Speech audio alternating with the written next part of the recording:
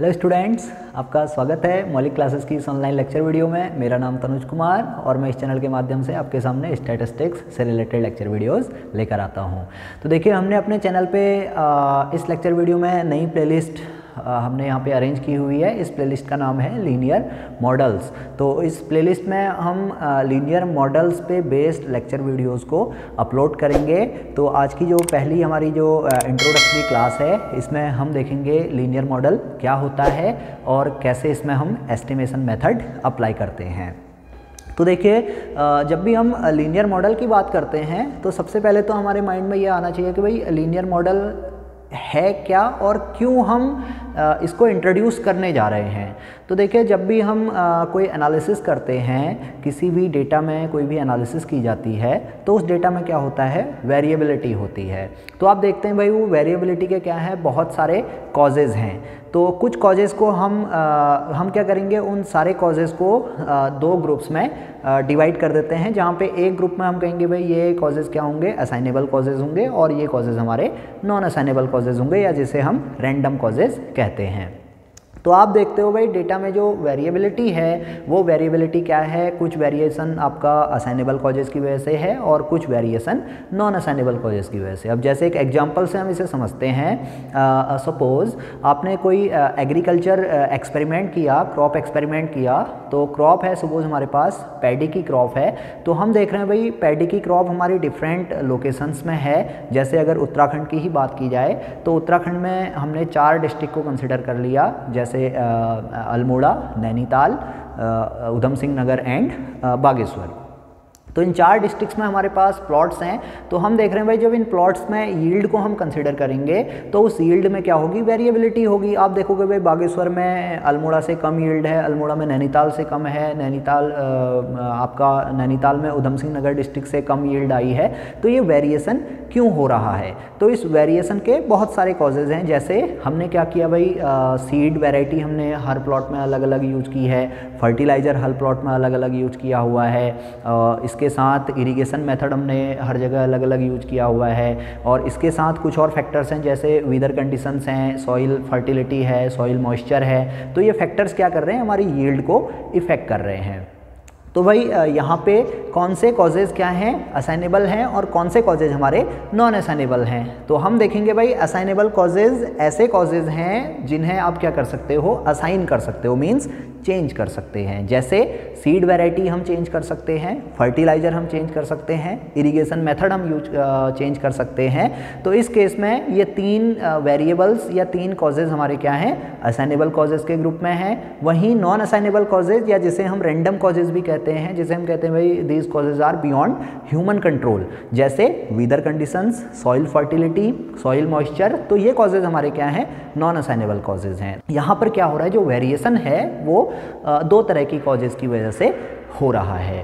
तो अब आप जो असाइनेबल कॉजेज़ की वजह से जो वेरिएशन होगा यील्ड में, और जो नॉन असाइनेबल कॉजेज़ की वजह से जो वेरिएशन होगा यील्ड में, उसे आप कहोगे भाई वो क्या है, एडिटिव इन नेचर है। तो उसके बेसिस पे आप क्या कर सकते हो, यील्ड की एनालिसिस कर सकते हैं। अब आप एक और कंडीशन यहाँ पे बनती है भाई, आप देखोगे जैसे हर प्लॉट में आपने क्या किया, सेम फर्टिलाइज़र अप्लाई किया, सेम सीड अप्लाई किया, सेम इरिगेशन मेथड अप्लाई किया। तो उसके बाद भी आप देखोगे कि आपका क्या है, हर प्लॉट में यील्ड क्या है, अलग अलग है। तो इस केस में क्या हुआ भाई, वो यील्ड में जो वेरिएशन है वो क्या है, सिर्फ और सिर्फ दीज नॉन असाइनेबल कॉजेज की वजह से है।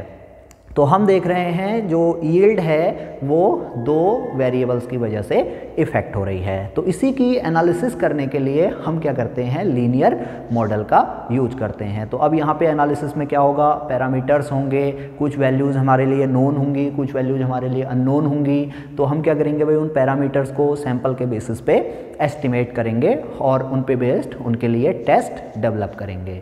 तो यही टॉपिक्स हम यहाँ पे डिस्कस करने वाले हैं। तो आप देखिए, मैंने यहाँ पे लीनियर मॉडल को एक्सप्लेन किया हुआ है, तो इसे थोड़ा सा हम एक्सप्लेन कर लेते हैं क्या होता है। तो यहाँ पे देखिए, कोई भी लीनियर मॉडल है जिसमें हम क्या करेंगे भाई, n ऑब्जर्वेशंस को कंसिडर करेंगे, और ये n ऑब्जर्वेशंस क्या होंगे, n रैंडम वेरिएबल्स पे बेस्ड होंगे। अब ऑब्जर्वेशंस को मैंने यहाँ पे y1 y2 yn से डिनोट किया हुआ है, तो आप y1 y2 yn को समझ सकते हो भाई यील्ड, जो मैंने यील्ड की बात की थी वो यील्ड को मैं क्या कर रहा हूँ भाई y1 y2 और yn से रिप्रेजेंट कर रहा हूँ। तो कोई भी लीनियर मॉडल जिसमें n ऑब्जर्वेशंस हैं वो इन कंडीशंस को सेटिस्फाई करना चाहिए। अगर इन कंडीशंस को सेटिस्फाई करेगा तो वो इक्वेशन, जो एडिटिव मॉडल हम बनाएंगे, वो एडिटिव मॉडल यानी उस मॉडल में क्या होगा, जो यील्ड होगी वो यील्ड असाइनेबल कॉजेज की वजह से भी एक्सप्लेन होगी और नॉन असाइनेबल कॉजेज की वजह से भी एक्सप्लेन होगी। तो वो मॉडल हमारा क्या कहलाएगा, एक लीनियर मॉडल कहलाएगा। तो कंडीशंस क्या है, देखिए फर्स्ट कंडीशन है भाई ये सारे ऑब्जर्वेशंस क्या होने चाहिए, इंडिपेंडेंट होने चाहिए या अनकोरिलेटेड होने चाहिए, यानी इनके बीच का जो कोवेरिएंस है वो 0 होगा।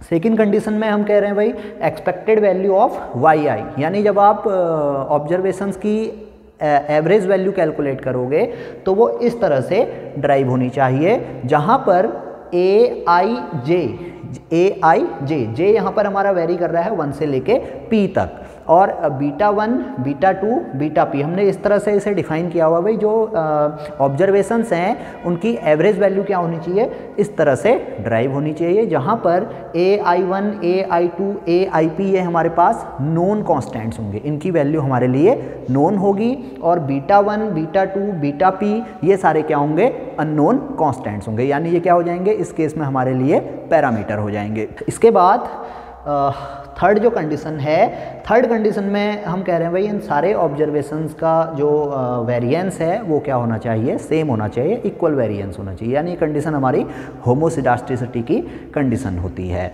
तो इस केस में अगर ये कंडीशंस हमारी होल्ड करती हैं तो जो मॉडल होगा, मॉडल को हम इस तरह से डिफाइन कर सकते हैं, यानी जो यील्ड है हमारी वो यील्ड क्या होगी, वो होगी भाई असाइनेबल कॉजेस के वजह से जो यील्ड आई है प्लस एरर या जो नॉन असाइनेबल कॉजेज हैं उसकी वजह से जो यील्ड आई है उन दोनों का सम। तो इस तरह से हमने मॉडल अपना डिफाइन कर लिया। तो ये मॉडल जो एडिटिव है, ये मॉडल हमारा क्या कहलाएगा, लीनियर मॉडल कहलाएगा, जब वो इन कंडीशंस को होल्ड करेगा। तो यहाँ पर अब इन कंडीशंस को होल्ड कराने के लिए जो इम्पोर्टेंट टर्म है वो है हमारी ई आई, इसे हम कहेंगे एरर टर्म। एरर टर्म जैसा मैंने बताया था, आप हर जगह सीड वैरायटी सेम कर दीजिए, फर्टिलाइज़र सेम कर दीजिए, इरिगेशन सेम कर दीजिए, तो उसके बाद भी क्या होगा, यील्ड में वेरिएशन होगा। तो वो यील्ड में वेरिएशन क्यों हो रहा है वो हम कह देंगे भाई वो क्या है, एक एरर है और वो हमारे हाथ में नहीं है। These error are beyond human control. So EI follows normal distribution with mean 0 and variance sigma square, यानी यहाँ पे जो एरर टर्म है इसका डिस्ट्रीब्यूशन क्या होगा, नॉर्मल डिस्ट्रीब्यूशन होगा, एवरेज इसका यानी मीन वैल्यू 0 होगी और वेरिएंस इसका सिग्मा स्क्वायर होगी, यानी हर एरर टर्म क्या होगी, आइडेंटिकल होगी, उसका डिस्ट्रीब्यूशन आइडेंटिकल होगा। तो यहाँ पे EI का कॉमन वेरिएंस सिग्मा स्क्वायर होगा। तो इस तरह का मॉडल, ये मॉडल हमारा क्या कहलाएगा, लीनियर मॉडल कहलाएगा। अब ये थोड़ा सा लेंथी हो रहा है तो हमने क्या कर लिया, इसे मैट्रिक्स नोटेशन में नोट कर लिया।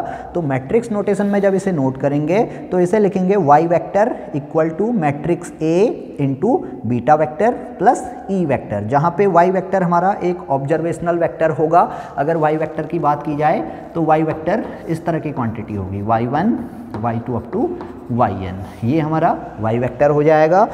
इसे हम बात कर सकते हैं, ये क्या होगा भाई, n क्रॉस 1 का एक वेक्टर होगा। a हमारा मैट्रिक्स होगी, जो कोफिशिएंट मैट्रिक्स यहाँ पे कहलाती है। किसी किसी बुक में a को x से भी रिप्लेस कर दिया जाता है, यानी जो मॉडल यहाँ पे लिखा होगा वो y vector equal to x into beta vector लिखा होगा, जहाँ पे x क्या होगा हमारे लिए एक मैट्रिक्स होगी, इसे हम कोफिशिएंट मैट्रिक्स कहेंगे, और ये कोफिशिएंट मैट्रिक्स हमारे लिए क्या होगी, नोन होगी। बीटा वेक्टर हमारा पैरामीटर वेक्टर होगा। बीटा वेक्टर के कंपोनेंट इस तरह के होंगे भाई, beta vector is equal to beta 1 beta 2 and up to beta p। तो ये बीटा वेक्टर हमारे लिए पैरामीटर है, और ई वेक्टर हमारा एरर वेक्टर होगा। इस ई वेक्टर का डिस्ट्रीब्यूशन मल्टीवेरिएट नॉर्मल हो जाएगा with mean 0 vector and dispersion matrix sigma square I, यानी जो डिस्पर्जन मैट्रिक्स होगी इसकी, उसके ऑफ डायगोनल टर्म सारे 0 होंगे, डायगोनल टर्म्स हमारी सिग्मा स्क्वायर होंगी। तो इस तरह का model y vector equal to a beta vector plus e vector और y vector equal to x into X matrix into beta vector plus e vector, ये हमारा क्या होता है, लीनियर मॉडल होता है, जहाँ पे बीटा वेक्टर हमारे लिए क्या है, पैरामीटर है, a हमारा कोफिशिएंट मैट्रिक्स है, y हमारा ऑब्जर्वेशनल वेक्टर है और e वेक्टर हमारा एरर वेक्टर है। तो अब हमारी जो प्रॉब्लम है वो प्रॉब्लम है भाई इस बीटा वेक्टर का एस्टिमेट क्या होगा। तो इस बीटा वेक्टर को एस्टिमेट करने के लिए हम यहाँ पर least square method of estimation use करते हैं। तो कैसे हम बीटा वेक्टर का एस्टिमेटर यहाँ पे फाइंड करेंगे, देखते हैं। तो देखिए मैंने लीनियर मॉडल इस तरह से यहाँ पे नोट कर लिया। अब ये मैं आपको दोबारा रिपीट कर रहा हूँ। y वेक्टर हमारा ऑब्जर्वेशनल वेक्टर है, a हमारा कोफिशिएंट मैट्रिक्स है जो हमारे लिए नोन होगी, बीटा वेक्टर हमारा पैरामीटर वेक्टर है जो अननोन है जिसे हमने एस्टिमेट करना है, और e वेक्टर हमारा एरर वेक्टर है जिसका डिस्ट्रीब्यूशन इस तरह से डिफाइंड है। तो आप देखेंगे भाई जब e वेक्टर यहाँ पे हमने इस तरह से डिफाइन किया हुआ है, तो जब expected value of y vector आप कैलकुलेट करेंगे तो ये हो जाएगा expected value of a beta vector plus expected value of E vector. अब यहाँ पर देखिए a हमारा कोफिशिएंट मैट्रिक्स है, कांस्टेंट है, बीटा वेक्टर हमारा पैरामीटर है, कांस्टेंट होगा, तो ये तो इतना ही रहेगा। और यहाँ पर expected value of E vector यानी ई वेक्टर का मीन कितना होगा, 0 वेक्टर होगा, तो ये क्वांटिटी 0 वेक्टर हो जाएगी। तो फाइनली हमें क्या मिलेगा, a matrix into beta vector मिलेगा। तो जो कंडीशन हमने वहाँ पे डिस्कस की थी वो कंडीशन यही थी भाई, एक्सपेक्टेड वैल्यू वाई वेक्टर क्या होना चाहिए, a बीटा वेक्टर के इक्वल होना चाहिए। यानी जो कंडीशन हमने इस तरह से लिखी थी, expected value of Y I is equal to a i1 beta 1 plus a i2 beta 2 plus up to a ip beta p। तो इस केस में वो क्या करेगा, हमने देख लिया भाई ये कंडीशन y वेक्टर क्या करता है, उस कंडीशन को होल्ड करता है। यहाँ पे कंपोनेंट्स के टर्म्स में आप इसे लिख सकते हैं। a मैट्रिक्स के जो कंपोनेंट्स होंगे, a मैट्रिक्स के कंपोनेंट्स इस तरह के होंगे, a11 a12 up to a1p। इसी तरह से ये लास्ट टर्म यहाँ पे a_n_p होगी, यानी जो मैट्रिक्स होगी n क्रॉस p की एक मैट्रिक्स होगी।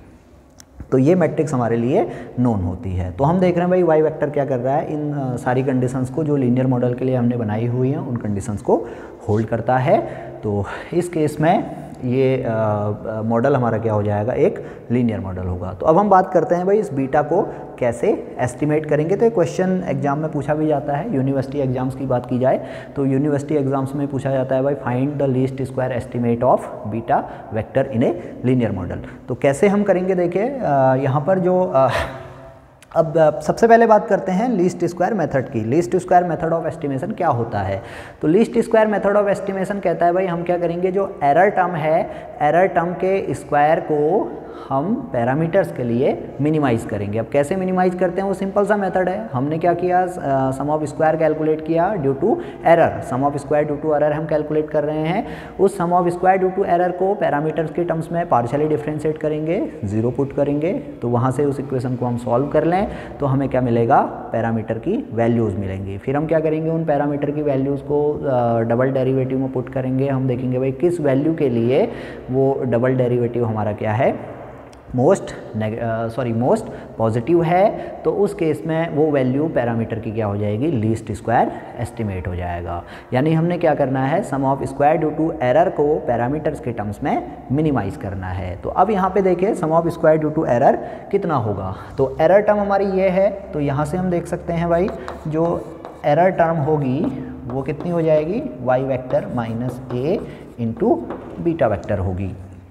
तो अब हमें क्या कैलकुलेट करना है, मेथड ऑफ लीस्ट स्क्वायर में sum of square due to error calculate करना है, लेकिन अभी हमारे पास क्या है, ई वेक्टर है। अब हमने बताया था भाई कोई भी दो वेक्टर जब हम मल्टीप्लाई करते हैं तो उनके दो अलग अलग रिजल्ट आते हैं। कैसे मल्टीप्लाई करते हैं, हमने बताया था भाई अगर एक्स वेक्टर है हमारे पास, तो जब हम x vector into x vector dash calculate करेंगे तो ये क्या आएगी, एक मैट्रिक्स आएगी p क्रॉस p की, अगर x वेक्टर में p कंपोनेंट हैं। इसी तरह से सम ऑफ स्क्वायर कब आएगा, जब हम x vector dash into x vector calculate करेंगे तो ये हमें क्या मिलेगा, सम ऑफ स्क्वायर्स मिलेगा। तो वही कंडीशन हम यहाँ पर अप्लाई करने जा रहे हैं। तो ध्यान दीजिएगा, हमें क्या चाहिए, sum of square due to error चाहिए और हमारे पास ई वेक्टर इतना है। तो मैं क्या कैलकुलेट कर लूँ, E vector dash into E vector calculate करूँ तो ये मुझे क्या क्वांटिटी देगा, ये मुझे देगा sum of squares due to error term. और इसी को हमने क्या करना होता है, बीटा के टर्म्स में मिनिमाइज़ करना होता है। तो इसे जब हम यहाँ पे कैलकुलेट करेंगे तो ये क्वांटिटी हो जाएगी Y vector minus A beta vector dash into Y vector minus A beta vector. तो इसे जब आप सिंप्लीफाई करोगे तो ये क्वांटिटी देखिए ट्रांसपोज तो अंदर अप्लाई हो गया, वाई वेक्टर डैश इंटू ए बीटा वेक्टर होल डैश। तो इसे मैं सीधे सीधे लिख लेता हूँ, ये आपको पता है A B whole dash is equal to B dash A dash. तो इस तरह से हमने इसे ले लिया, तो ये Y vector minus A beta vector ये ऐसा ही रहेगा। इसे जब आप मल्टीप्लाई करोगे तो ये जो क्वांटिटी आएगी ये आएगी y dash vector into Y vector minus y dash vector a beta vector minus beta dash A dash Y vector and minus beta dash A dash a beta vector. इस तरह की ये कंडीशन यहाँ पे आएगी, इसे जब हम मल्टीप्लाई करेंगे। तो अब ध्यान दीजिए, इसे मैं इतना लिख सकता हूँ y vector dash minus 2 beta dash vector a dash matrix into Y vector minus beta dash A dash A into beta vector. देखिए ये दो टर्म हमारी ऐड हो जाएंगी क्योंकि ये स्केलर क्वांटिटी होगी। अब कैसे होगी इसको समझने के लिए देखिए एक एग्जांपल मैं ले लेता हूँ, सिंपल सा एग्जांपल यहाँ पे कंसिडर करते हैं। सपोज जो ए मैट्रिक्स है वो 1 2 3 एंड 4 इस तरह की है, वाई वेक्टर यहाँ पर y1 y2 है और बीटा वेक्टर हमारा क्या होगा, बीटा 1 बीटा 2 होगा। तो देखिए ये कंडीशन है हमारे पास y डैश इंटू ए बीटा बीटा वेक्टर। तो सबसे पहले तो मैं क्या करूँ, a into beta vector calculate कर लूँ। तो a इंटू बीटा वेक्टर यानी 1 2 3 4 into beta vector that is beta 1 beta 2। इसे जब आप मल्टीप्लाई करोगे तो ये 2 क्रॉस 2 की मैट्रिक्स है, ये 2 क्रॉस 1 की मैट्रिक्स है। तो जो रिजल्ट होगा वो 2 क्रॉस 1 की मैट्रिक्स आएगी, इस तरह की मैट्रिक्स होगी। और क्या होगी, वो होगी भाई beta 1 plus 2 beta 2 and 3 beta 1 plus 4 beta 2, ये मैट्रिक्स आएगी। इसके बाद हम y डैश से इसे मल्टीप्लाई करेंगे तो ये y डैश वेक्टर इंटू ए बीटा वेक्टर, ये क्वांटिटी क्या होगी, ये क्वांटिटी हो जाएगी y dash vector is y1 y2, ये ट्रांसपोज होगा y वेक्टर का इंटू ए बीटा मैट्रिक्स, ये हम कैलकुलेट कर चुके हैं, beta 1 plus 2 beta 2 3 beta 1 plus 4 beta 2। अब यहाँ पे ध्यान दीजिए ये हमारा 1 क्रॉस 2 की मैट्रिक्स है और ये 2 क्रॉस 1 की मैट्रिक्स है। मैट्रिक्स मल्टीप्लिकेशन करेंगे तो जो रिजल्ट होगा वो 1 क्रॉस 1 का एक वेक्टर आएगा, यानी वो एक स्केलर क्वांटिटी होगी। और वो स्केलर क्वांटिटी इस तरह की होगी, y1 into beta 1 plus 2 beta 2 plus y2 into 3 beta 1 plus 4 beta 2। तो ये हमारा y dash a beta vector है। अब हम क्या करें, बीटा डैश ए डैश वाई वेक्टर निकालेंगे तो ये भी क्या आएगा, यही क्वांटिटी आएगी। चाहे तो आप करके देख सकते हैं, जैसे इसमें करें बीटा डैश ए डैश हम निकाल रहे हैं तो बीटा डैश हमारे पास है बीटा 1 बीटा 2 और ए डैश यानी ए मैट्रिक्स का ट्रांसपोज, तो ये रोज़ को हम कॉलम्स को रोज़ में कन्वर्ट कर लेंगे तो ये इस तरह का आएगा। तो इसे जब आप मल्टीप्लाई करेंगे तो ये क्या आएगा, ये आएगा बीटा 1। अब देखिए यहाँ पर ये क्या है, ये 1 क्रॉस 2 की मैट्रिक्स है, ये 2 क्रॉस 2 की मैट्रिक्स है। तो आपको जो रिजल्ट मिलेगा वो 1 क्रॉस 2 की एक मैट्रिक्स मिलेगी, इस तरह की मैट्रिक्स होगी। तो क्या मैट्रिक्स होगी, बीटा 1 प्लस 2 बीटा 2, ये पहला एलिमेंट होगा और दूसरा एलिमेंट होगा 3 बीटा 1 प्लस 4 बीटा 2। अब जब हम यहाँ पे क्या करेंगे, हमने क्या किया, बी डैश ए डैश निकाल लिया, अब इसको वाई वेक्टर से मल्टीप्लाई करेंगे। तो इस क्वांटिटी को जब वाई वेक्टर से आप मल्टीप्लाई करोगे तो वो यही क्वांटिटी आएगी, y1 into beta 1 plus 2 beta 2 plus y2 into 3 beta 1 plus 4 beta 2। यानी जो कहने का मतलब है वो यही है कि ये दोनों क्वांटिटी क्या हैं, आइडेंटिकल हैं। तो इसे मैंने इस तरह से लिख लिया, इसको मैंने इस तरह से नोट कर लिया। तो अब देखिए मैंने ई डैश ई वेक्टर निकाला, ये इतना आ गया। अब लीस्ट स्क्वायर मेथड कहता है भाई हम क्या करेंगे, इस sum of square due to error, ये क्वांटिटी क्या है, sum of square due to error है। तो इसको sum of square due to error को बीटा के लिए हमने एस्टिमेटर निकालना है, तो बीटा के टर्म्स में इसे मिनिमाइज करेंगे। तो मिनिमाइज करने के लिए क्या करना होगा, इसको हमें बीटा वेक्टर के टर्म्स में पार्शली डिफ्रेंशिएट करना होगा। तो जब पार्शियली डिफ्रेंशिएट करेंगे तो ये क्वांटिटी में कहीं बीटा वेक्टर नहीं होगा, तो इसका डिफ्रेंशिएशन 0 हो जाएगा। यहाँ पे बीटा डैश वेक्टर का ये हमारा जो डिफ्रेंशिएशन होगा वो होगा 1, तो ये आ जाएगा -2 इंटू ए डैश वाई वेक्टर। और यहाँ पर देखिए beta dash into beta vector, ये ट्वाइस होगा। जब इसको आप मल्टीप्लाई करेंगे तो ये इस तरह की टर्म्स आ रही होंगी, beta 1 square plus beta 2 square plus up to beta p square. तो वहाँ पे बीटा 1 के टर्म्स में 2 बीटा 1 होगा, बीटा 2 के टर्म्स में डिफ्रेंशिएशन 2 बीटा 2 होगा, बीटा पी स्क्वायर के बीटा पी के टर्म्स में जो डिफ्रेंशिएशन होगा वो 2 बीटा पी होगा। तो इसे मैं लिख सकता हूँ 2 ए डैश ए बीटा वेक्टर। अब ये क्वांटिटी आ गई और इसे मुझे क्या करना है, 0 के पुट करना है, 0 के इक्वल पुट करना है। तो यहाँ से जब आप इसे सिंप्लीफाई करेंगे तो सिंप्लीफिकेशन में आपको मिलेगा A dash A into beta vector equal to A dash Y vector, ये इस तरह की क्वांटिटी मिलेगी। तो यहाँ से आप देख सकते हैं जो बीटा वेक्टर कैप होगा वो हम क्या करेंगे, ए डैश ए के इन्वर्स से यहाँ पर राइट साइड में से ऑपरेट करेंगे। तो यहाँ आइडेंटिटी मैट्रिक्स हो जाएगी और यहाँ हो जाएगा ए dash a inverse into A dash Y vector. तो ये हमारा बीटा कैप हो गया। ये बीटा कैप क्या है, लीस्ट स्क्वायर मेथड से हमने फाइंड किया हुआ है। तो बीटा कैप यहाँ पे कहलाएगा least square estimator of parameter vector beta vector. तो इस तरह की ये वैल्यू होगी। तो अब हमें चेक करना है भाई ये बीटा कैप हमारा अनबायस्ड है या नहीं है। तो इसकी अनबायस्ड चेक करने के लिए देखें इसकी एक्सपेक्टेशन हम कैलकुलेट करेंगे।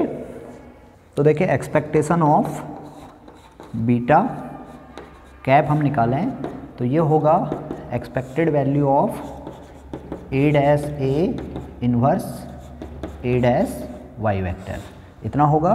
तो अब देखिए ये तो हमारी मैट्रिक्स टर्म है, इसमें कहीं भी कोई रैंडम वेरिएबल नहीं होगा। तो ये हमारा इस तरह से आ जाएगा और फाइनली हमें मिलेगा एक्सपेक्टेड वैल्यू ऑफ वाई। और आपको पता है एक्सपेक्टेड वैल्यू ऑफ वाई हमने कैलकुलेट किया था, कितना था, ए इंटू बीटा वेक्टर था। तो इसकी वैल्यू हम यहाँ पे पुट करेंगे तो ये ए dash a inverse into A dash a beta vector. तो यहाँ पे देखिए ए dash a inverse into A dash ए, ये दोनों मैट्रिक्स हमारी ऑपरेट होंगी तो आइडेंटिटी मैट्रिक्स हो जाएगी। तो ये हो जाएगा I into beta vector, that means beta vector. तो ये रिजल्ट हमारा इम्प्लाई करेगा, this implies that beta cap vector is an unbiased estimator for beta vector. यानी जो लीस्ट स्क्वायर एस्टिमेटर हमने निकाला है लीस्ट स्क्वायर मेथड से बीटा वेक्टर के लिए, वो क्या है, बीटा वेक्टर के लिए अनबायस्ड एस्टिमेटर है। अब नेक्स्ट लेक्चर वीडियो में हम इसका वेरिएंस निकालेंगे और फिर हम देखेंगे लीनियर मॉडल्स में कैसे हम बीटा के एस्टिमेटर्स न्यूमेरिकली कैसे हम फाइंड करते हैं। तो आई होप कि आपको ये लेक्चर वीडियो समझ में आया होगा। अगर आपने अभी तक हमारा चैनल सब्सक्राइब नहीं किया है तो आप हमारे चैनल को सब्सक्राइब कर लीजिए। आपको अगर इसमें कुछ डाउट है, इस टॉपिक में जो आज हमने डिस्कस किया, इस लेक्चर वीडियो में डिस्कस किया है, इसमें कोई डाउट है या कोई क्वेश्चंस हैं तो वो आप हमसे कमेंट बॉक्स में पूछ सकते हैं। आपको ये वीडियो अगर पसंद आया है तो इसे आप लाइक करेंगे और अपने फ्रेंड्स में शेयर करेंगे। Thank you.